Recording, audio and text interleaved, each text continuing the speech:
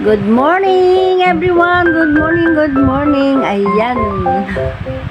Today, papasilip ko lang sa inyo yung aking gulayan. Ay, nakakasad naman talaga guys kasi yung aming ampalayahan ay nagkaroon ng problema. Maraming namamatay. Hindi ko alam nangyari pagkatapos ng magbagyo ay maraming namamatay na ampalaya. Kawawa talaga yung ampalaya. Ganun talaga siguro hindi ko alam kasi wala akong experience sa sa paghahalaman. Ayan.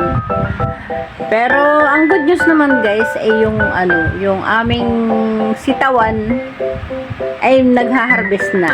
Ayun, nagha-harvest na siya kasi nag-send sila ng video ay iha-harvest na daw. So, masayang-masaya ako kahit papaano ay kikita na yung aming gulayan. So, ayun, masaya-masaya talaga ako kasi maraming makikinabang doon sa gulayan na yan na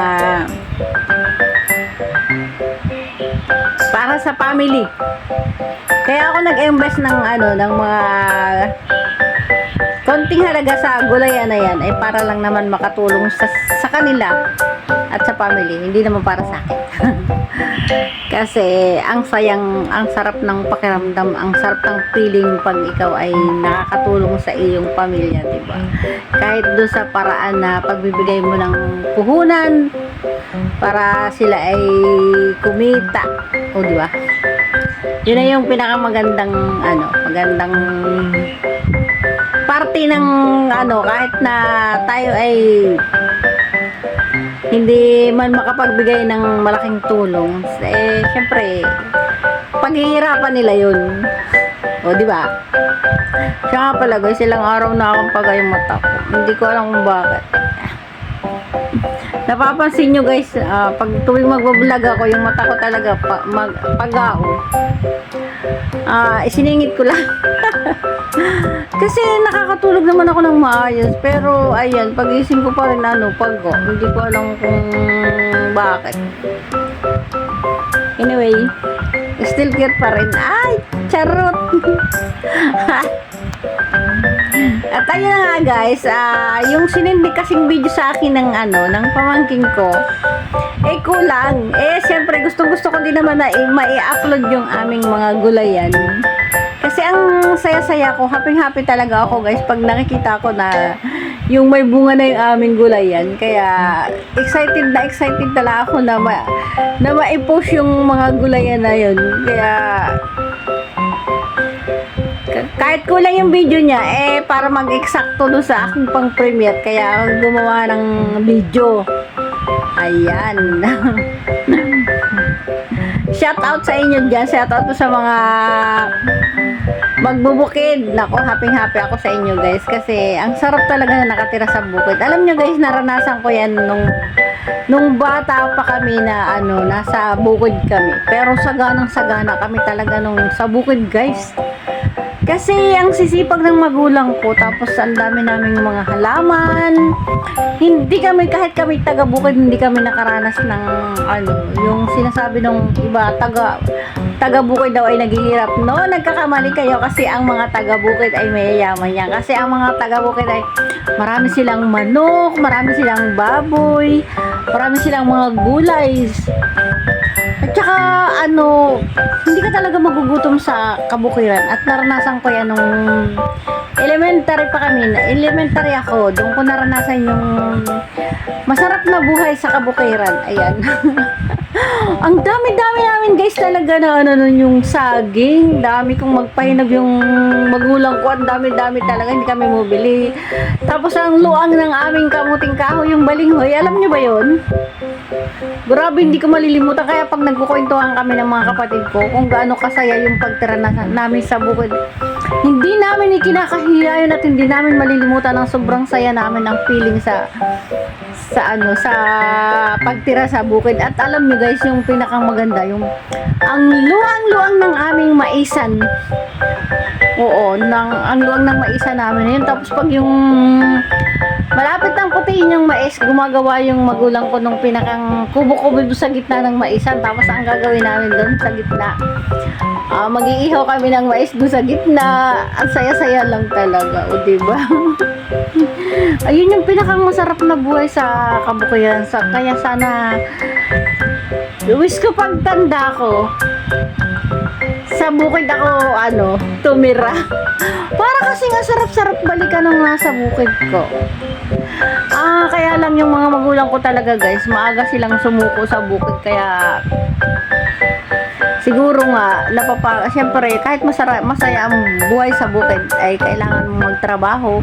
Siguro napagura na din yung tatay ko. Kaya, ayun, ang ginawa nila nung araw, bininta nila yung yung aming kabukiran, pati yung kalabaw bininta nila, tapos tumira kami sa Kabayanan. Ayun. Tapos yun, nagkaroon sila ng panghuling isda pandagat, at saka ayun, nagkaroon sila ng bangka. Tapos yung nanay ko nagtindahan, ayun. Kaya ang sipag-sipag ng mga magulang ko. Proud na proud ako sa mga magulang ko. Promise guys, hindi nila pinarana sa amin yung yung kahirapan na sinasabi nung iba na porke yung taga-Bukid daw ay mahirap lang. Hindi totoo yun. Dahil naranasan ko talaga na tumira sa kabukiran. Kahit elementary lang ako, ay tumutulong ako sa magulang ko pag-harvest ng halaman ng mga gulay, na pagkarami-raming gulay na pag nagha-harvest kami ay dadalhin ng magulang ko dun sa Kabayanan, o di ba? At pag nabenta na yan, ay di ba, ang dami ng pera. Siyempre totoo yan, mahirap talaga kasi kailangan paghirapan mo talaga yun. Pero naranasan ko kung gaano kasarap at kung gaano kasaya talaga yung pagtira sa bukid. Promise guys, ang sarap talagang tumira sa bukid. Hindi ko talaga kinakahiya yung pagtira sa bukid. Kaya, yun lang guys. Kaya ako nag-video ng konti para i-share sa inyo kung paano yung pagtira sa bukid. At gusto ko na rin ipakita sa inyo yung aking gulayan. Ayan. Maraming salamat sa panonood guys. Ayan, panoorin nyo yung aking gulayan. So yan, good morning po. Nandito po ako sa Ampalyahan. Talagang nakakahina ng loob ang nangyari po dito sa aming Ampalaya. Ayan, talaga pong namamatay, sobrang hina na po ng lupa. Ito nga po kung kailan po bumubunga na, saka siya namamatay. May natitira pang ilang puno, hindi ko po alam kung ito yung makakasurvive pa. Talagang ay simula po doon sa dulo ay talaga po kung kailan maraming bunga saka po namamatay. Tingnan nyo naman po ito nga po, nandito nga po yung maraming at talagang unti-unti silang namamatay. Ito nga po, namamatay lang ito. Ayan po kung kailan maraming bunga, kung kailan siya bumubunga ng maayos po, saka naman siya namamatay. Nakakapanghinayang po talaga. Tingnan nyo naman po itong ito. Talagang unti-unti siya naman. Ito ay kompleto ng tanim. Ngayon po ay hawan ang balag. Talagang mga namatay na po yung iba. Wawa na ito. Lupa ay mahina na. Ang bunga hindi makasurvive. Unti-unti pong namamatay. Ayan, bunga po ay sobrang hina ng lupa. Hindi makabuhay ng bunga. Laging madilaw. In-spray ko na. Binomba pa. Ito, tingnan nyo. Ito, kahapon lang ito namatay. Yung dalawang puno na to. Talaga pong patay na naman ba? Magkakalapit na. Talaga pong namamatay. Kita niyo po yan. Ito sigurado ito patay na rin itong ngayong araw na ito. Itong puno ito. Talagang kita niya po, lantan ang dahon. Ayan lantan ang dahon. Sigurado bibigay na yan hanggang hapon. Ito rin siyang puno ito. Lantan na rin po ang dahon. Hindi ko alam kung kita alis. Talagang hindi ko alam kung paano susurvive pa. Binomba na, inabunuhan na. At talagang namamatay oh. Tignan naman oh. Hindi ko alam, ang bunga hindi makasurvive. Hindi makatagal. Ay oh. Talagang ito oh. Patay na rin itong isang to oh. Oh, lanta na oh. Ano, lanta na oh. Sobrang hina na ng lupa. Nakakalungkot naman. Tita Alice, talagang ginagawa natin ang lahat. Pero talagang mahina na ang lupa. Unti-unti. Kung kailan siya yung bubungan saka naman siya unti-unting namamatay. Wala na.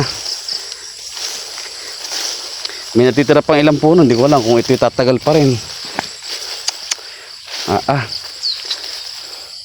Apang hinayang oh, tamo naman oh. May bunga na to oh.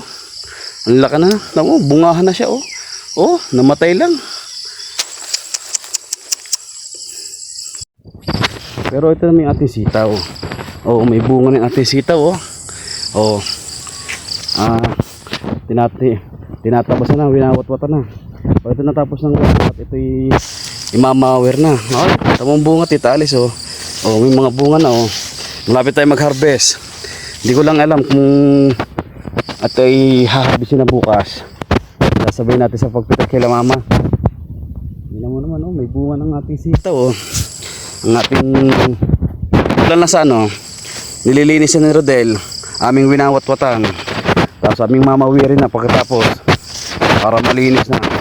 Ako yung nagtutukod talagang madami na yung bunga. Makakapita sa tayo ng ating sitaw. Yung ampalya, mapipita ka na din. Yung ampalya, walang pag-asa. Unti-unti na namamatay. Ayan aking ina oh. Talagang supervisor, nakabantay maigi talaga sa amin oh. Sabi sa inyo, tabusan nyo na yung sitaw nyo. Ang daming bunga kaya, Ate Alice. Oh, sabi yan. Ayan no, tinan mo oh. Oh, ayan oh. Hoy, pitasin na sitaw oh. Oh. Ayan oh. Oh. Ano masasabi niyo sa sitaw, mama? Napakaganda. Ay oh, ang daming bunga, Ate Alice oh. Nagdawit. Kita niya oh, daming bunga oh. Talagang napakaganda. Oh, napakaganda. Daming damo, Ate Alice. Kula lang nililinis na. Talagang napakabunga. Oh. Ito lang kalaban Buti nga, dati bumuka sa puno. Samantala yung amin. Tsaga-tsaga pa ng konti. Talagang kita ng tagumpay. Talis babawi. Pero yan, bubunga rin naman yung ampalaya Bakit din? Ayan. Babawi dito sa sitaw. Sampalya talaga namang nag-umpisa Pa yun. Sabi nga huwag mawala ng pag-asa. Nag-umpisa daw sa maraming puno. Aba, talagang imbis na palukob, anong nangyari pahawan niya, nahahawan yung balagan. Lahat naman dito. Kayo na. Anong masasabi sa palaya, mama? Lahat ba talagang namamatay Oo, lahat. Hindi lang naman tong atin. Basta importante, ang sitaw, ang ganda oh. Kaya nga. Medyo namahal na ngayon ang sitaw. Madamo lang pero makita yung resulta niyan. Nagta 30 ng kilo, talis ang sitaw. Aba naman, napakaganda. Oh. Mamaya puputi, unang puti, mamaya. Okay, yan. Talaga napakagandang resulta. Kaya talis kung makakailang kilo ka na. Yun.